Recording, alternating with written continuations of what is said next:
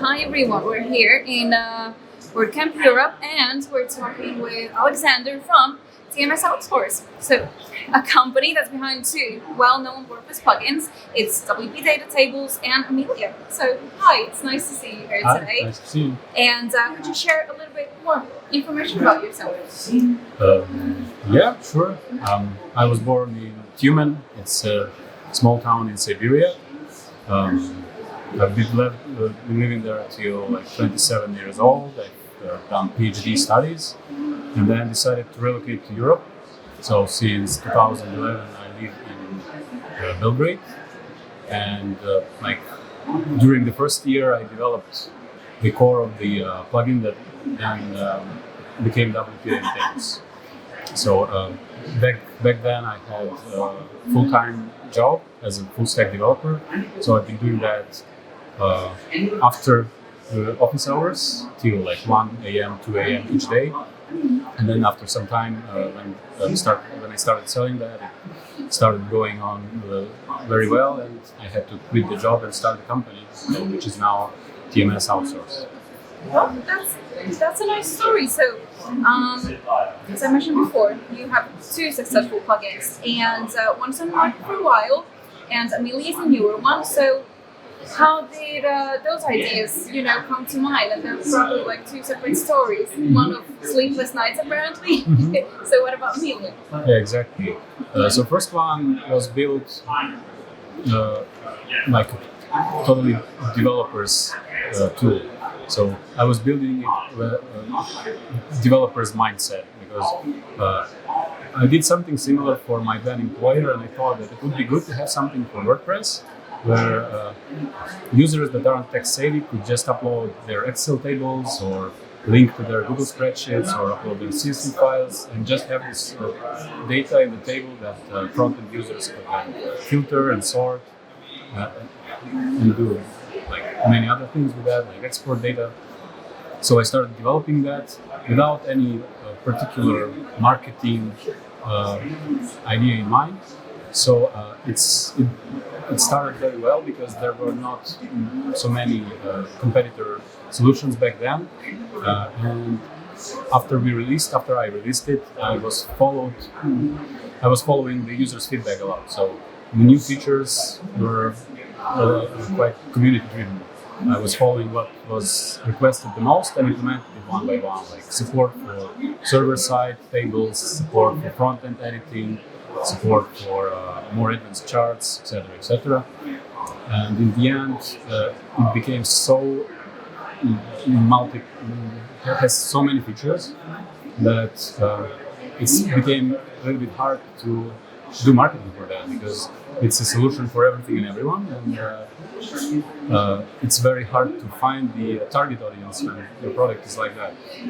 So I had to invest really a lot of effort in marketing that, and I think that we succeeded because we have a really large user base right now. It's like almost 30,000 users of these wpDataTables, and that's more or less the short story of how I started this plugin. For Amelia, it's a different one because I wanted to launch another plugin quite soon after I launched wpDataTables, but I always felt like we aren't quite there yet with the first plugin. To improve the quality, I need to add more features. And I had the idea of a booking plugin in mind from the very start. And it was a bit painful to see because when I just had the idea, it was almost no solutions for booking appointments in WordPress. But then first solution appeared and it wasn't so nice, and then the other one. And while I was postponing the kickoff for development, the solutions got better and better, and they got super good sales, and I looked like I'm missing so many opportunities. And then at one point, 2017, I just decided I kick off now. And, I prepared a lot of specifications, a lot of descriptions, and I found a very, very nice UI UX designer who was there from the start.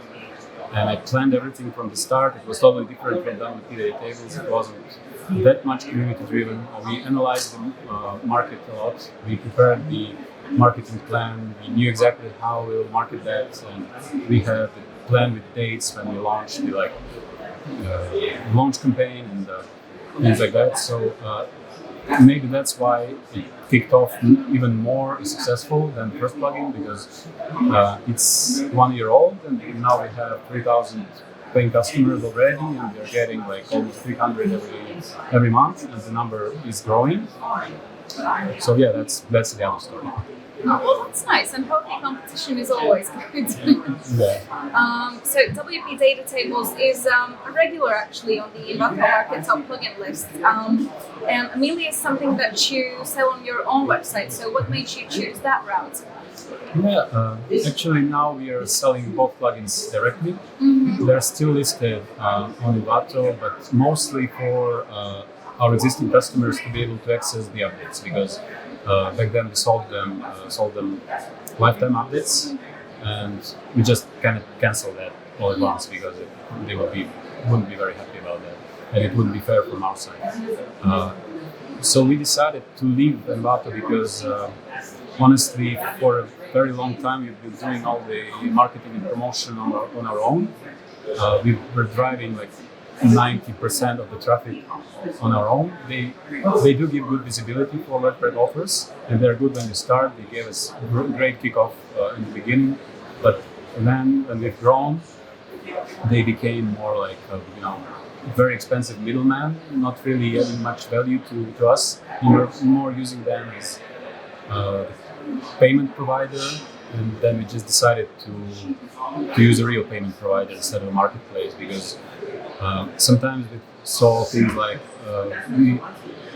we generated a lead who landed on our page, he liked the solution, then he went to Envato, and then he saw, okay, that's a marketplace, and then he found an alternative solution there.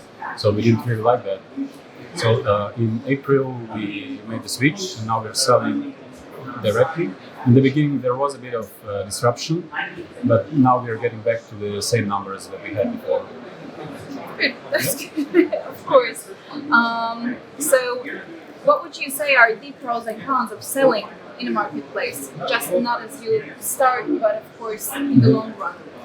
Well, I would still recommend it for guys that just start, because in the beginning you don't know much about marketing, and they do generate a lot of traffic, and authors that just start, I think they should find it valuable to sell in the marketplace.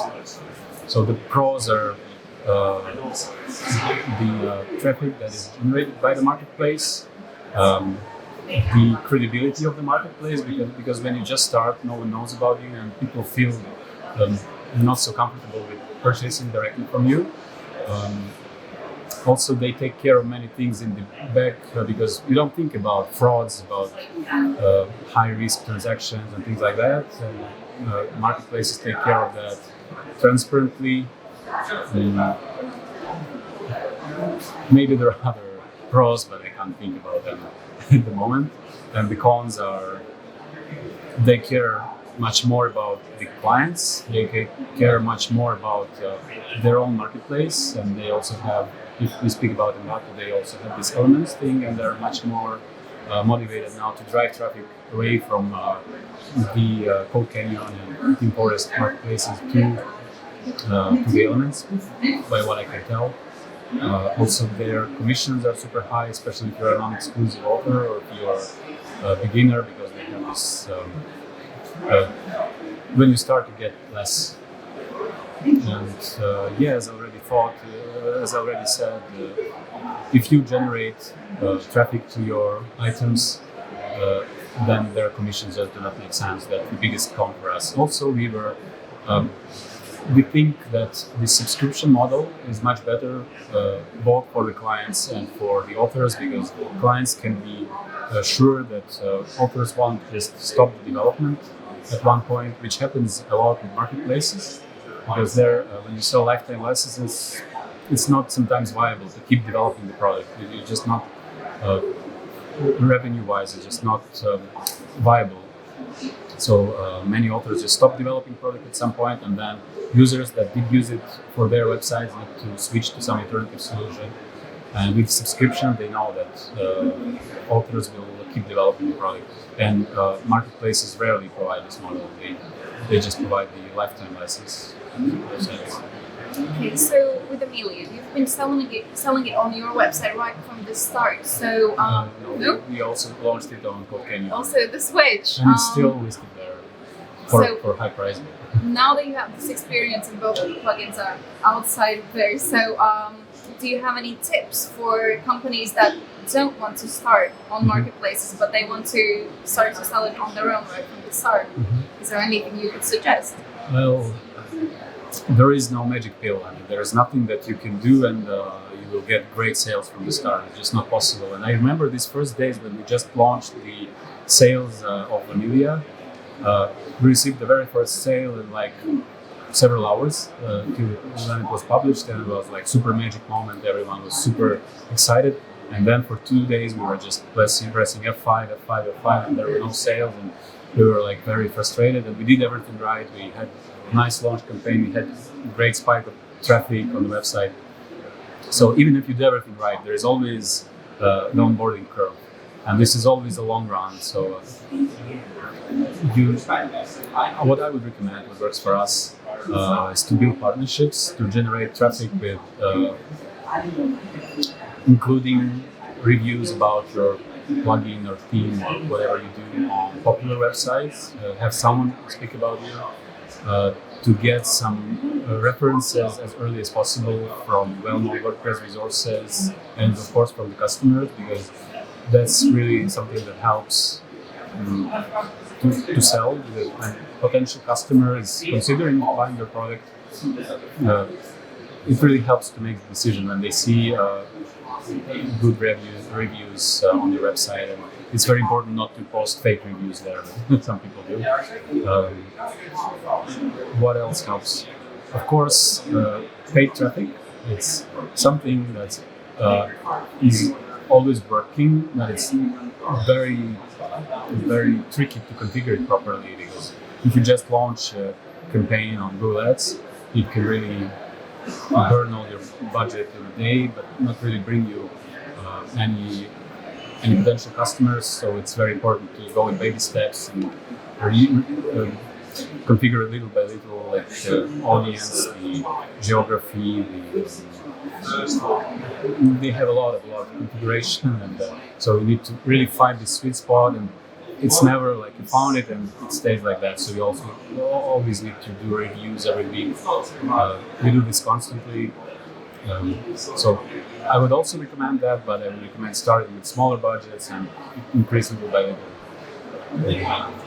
backlinks. And I think the best way to get more visibility for the product is to understand who is your target customer and what are their problems that they want to solve, and then give something valuable relevant to these problems to the customers in your blog. So I think content on the website is crucial, because since we started doing content writing on our blogs twice per week, not immediately, but after 6 months, we started seeing increase in traffic, and also it was high quality traffic.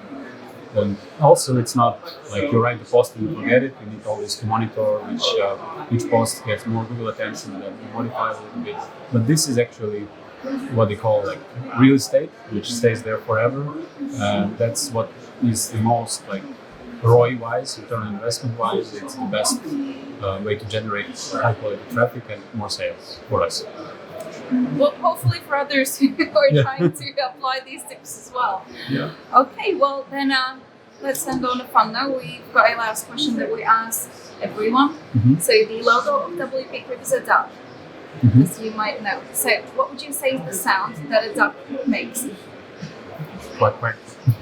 Thank you. This always confuses people. But yeah, thank you so much for the interview, and thank you all so much for watching, and make sure to check out wpcrib.com for more interesting interviews. So thank you, and thank you.